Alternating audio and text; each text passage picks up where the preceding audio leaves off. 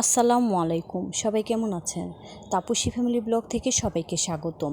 দেশ এবং দেশের বাইরে যেখান থেকে আমার ভিডিওটি দেখা শুরু করেছেন কিন্তু একটা লাইক দিতে ভুলে গেছেন, তারা অবশ্যই একটা লাইক দিয়ে পুরো ভিডিওটা দেখে নেবেন। সকালবেলা আজ আমি সেমাই আর হয়েছে কিছু রুটি বানিয়ে নিলাম। রুটিটা আগে বানিয়ে রেখেছিলাম, রেখে পরে সেমাইটা রান্না করে নিলাম। রান্না করে এখন রুটিগুলো ভেজে নিব। একে একে প্রতিটা রুটি আমি এইভাবে ভেজে নিলাম। ভেজে পরে বাচ্চাদের নাস্তা খাইয়ে স্কুলে পাঠিয়ে দিব, আমিও এর ভিতরে খেয়ে নিব। খাওয়াটা আর আপনাদের মাঝে শেয়ার করিনি। এইভাবে প্রতিটা রুটি ভেজে নিলাম, নিয়ে পরে সকালে নাস্তাটা সেরে দুপুরে রান্নায় চলে যাব। তাই ভাবলাম যে দুপুরে রান্না করার আগে ঘরটা আগে গুছিয়ে নিই। ফ্রিজের এই উপরটা অনেক ময়লা হয়ে গেছিলো, তাই ওই ময়লাগুলো ঝেড়ে মুছে এই ওয়ার্ডরোবের উপরে ময়লা মুছে সব কিছু গুছিয়ে নিলাম। নিয়ে পরে দুপুরে রান্নায় চলে যাব, তাই এগুলো আগে গুছগাছ করে নিয়েছি। বাচ্চারা যেহেতু নেই, ঘরটা গুছিয়ে ঘর ঝাড়ু দিয়ে মুছে রান্না করতে গেলে তাহলে কাজটা অনেক সহজ হয়ে যায়। তাই আর কি আমি বেশিরভাগ এরকম করার চেষ্টা করি। যেদিন দেখি যে রান্না একটু দেরিতে করলে সমস্যা নেই, তখন আমি এই ঘরগুলো আগে গুছিয়ে নিয়ে পরে দুপুরে রান্নায় চলে যাই। দেখেন ঘরের কি অবস্থা। বাচ্চারা ঘরে থাকলে তো এরকম একটু একটু হই। আপুরা ভাইয়ারা আপনারা কে কী মনে করবেন তা জানি না। দেখেন এই কাপড়গুলো অনেক জমে আসছে, এগুলো এখন আমি গুছিয়ে নিব। রোদ্রে শুকিয়ে নিয়ে আসছি, এখন ভাঁজ করা হয় না। ভাবলাম বাচ্চারা স্কুলে চলে গেলে আমি এগুলা ভাঁজ করে নিব। ভাঁজ করে ওয়ার্ডরোবে রেখে বিছানা ঝেড়ে নিলাম, দুইটাই ঝেড়ে ঘরটা ঝাড়ু দিয়ে রান্নাঘরে চলে যাব। ফাইনালি দেখেন ঘর পরিষ্কার থাকলে মনটাও ভালো লাগে, কাজের এনার্জিও আসে। এখন আমি রান্না চলে আসলাম। ভাতটা আগে বসিয়ে দেব, ভাত আর ডালটা বসিয়ে দেব। চাউলটা সুন্দর করে পরিষ্কার করে ধুয়ে নিলাম।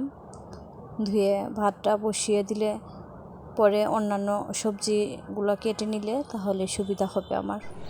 এদিক দিয়ে ভাত আর ডাল হতে থাকবে, এদিক দিয়ে আমি সবজি কেটে নিব। আজ আমি রান্না করব যে মিষ্টি লাউ ভাজি করব, ডাল রান্না করব, আর হয়েছে চাল কুমড়া দিয়ে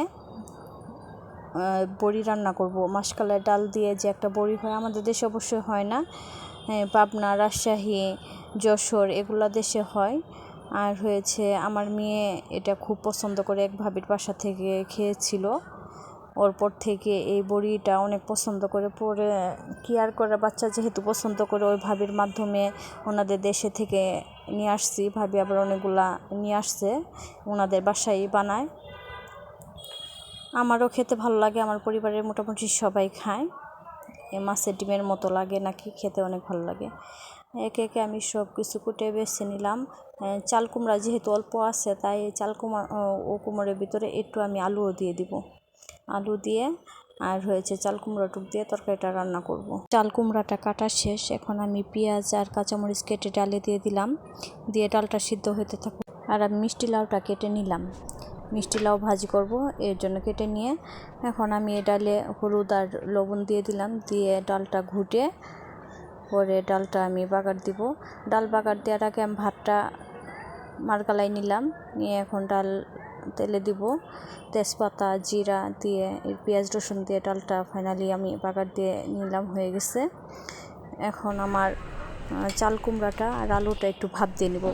আর হয়েছে চাল কুমড়াটা একটু ভাপ দিয়ে নিলে চাল কুমড়ার যে আলাদা একটা গন্ধ আছে, সে গন্ধটা লাগে না। চাল কুমড়া আর আলুটা ভাপ দিয়ে নামিয়ে নিলাম। এদিক দিয়ে এক চুলায় আমি মিষ্টি লাউ ভাজিটা বসিয়ে আরেক চুলায় এই কুমড়োর বড়িটা আর হয়েছে মাছটা ভেজে নিব।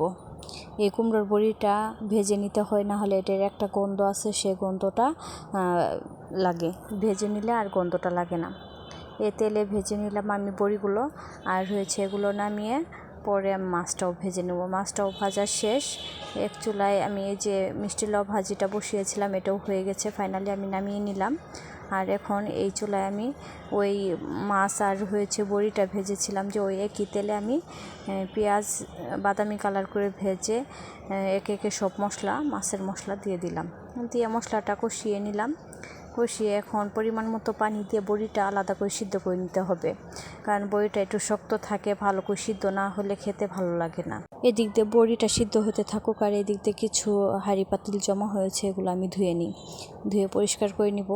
আর কে কোথা থেকে আমার ভিডিওটা দেখছেন, আমার ভিডিওটা দেখতে দেখতে কোনো অংশে যদি ভালো লেগে থাকে তাহলে একটা সাবস্ক্রাইব করে আমার পাশে থেকে যাবেন। আর আমার ভিডিওটা যদি কোনো অংশে বেশি ভালো লেগে থাকে তাহলে বেল আইকনে চাপ দিলে আমার প্রতিটা ভিডিও ছাড়ার সাথে সাথে অল নোটিফিকেশন পেয়ে যাবেন। আর হয়েছে, অলরেডি যারা এই কাজটি করে দিয়েছেন তাদেরকে অসংখ্য ধন্যবাদ। ফাইনালি আমার হাঁড়ি পাতিলটি ধোয়া শেষ, এই দিক দিয়ে বড়িটাও সিদ্ধ হয়ে গেছে।